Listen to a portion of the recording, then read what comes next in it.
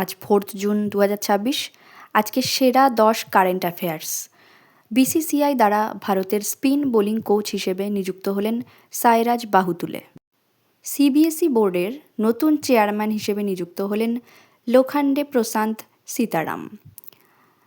ভারতের মুদ্রাস্ফীতি মাপতে ভারত 2031 সাল থেকে ডাব্লিউপিআই বা হোলসেল প্রাইস ইন্ডেক্সের পরিবর্তে পুরোপুরি বদলে দিয়ে একটি নতুন মডেল আনতে চলছে, সেটি হচ্ছে পিপিআই বা প্রডিউসার প্রাইস ইন্ডেক্স।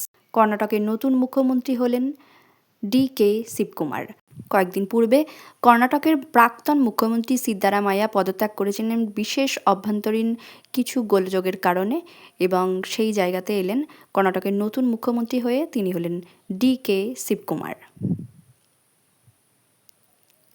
আরাবল্লী পর্বতের সংজ্ঞা ও পুনর্নির্ধারণ সংক্রান্ত কমিটির প্রধান হিসেবে নিযুক্ত হলেন সুপ্রিম কোর্ট যাকে নিযুক্ত করল, তিনি হলেন কাঞ্চন দেবী। ডিআরডিও সফলভাবে উৎক্ষেপণ করল রুদ্রম-2 মিসাইল। এটি একটি এয়ার টু সারফেস মিসাইল যার গতি 5.5 ম্যাক প্রায়, এবং এটিকে সফলভাবে উৎক্ষেপণ করা হয়েছে ওড়িশার চাঁদিপুর থেকে। 1958 সালের যে ফুটবল বিশ্বকাপ হয়েছিল, তাতে পেলের যে 10 নম্বর জার্সি, সেটি নিলামে উঠল রেকর্ড দামে প্রায় 5 কোটি টাকার ওপরে।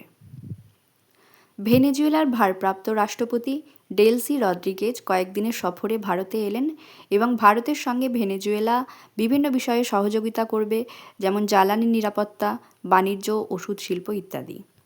মহারাষ্ট্র সরকার কৃষকদের জন্য চালু করল নতুন স্কিম, যেটির নাম পুণ্যশ্লোক অহিল্যাদেবী হোলকার কর মুক্তি যোজনা, এবং এতে করে প্রত্যেক কৃষককে 2 লক্ষ টাকা পর্যন্ত কৃষি ঋণ মুকুব করার ব্যবস্থা করা হয়েছে। এটি একটি কর মুক্তি যোজনা বা স্কিম বলা যায়। কংগ্রেসের সভাপতি মল্লিকার্জুন খার্গে কর্ণাটকের পদত্যাগ করা প্রাক্তন মুখ্যমন্ত্রী সিদ্দারামাইয়াকে কংগ্রেসের ওয়ার্কিং কমিটির সদস্য হিসেবে নিযুক্ত করলেন।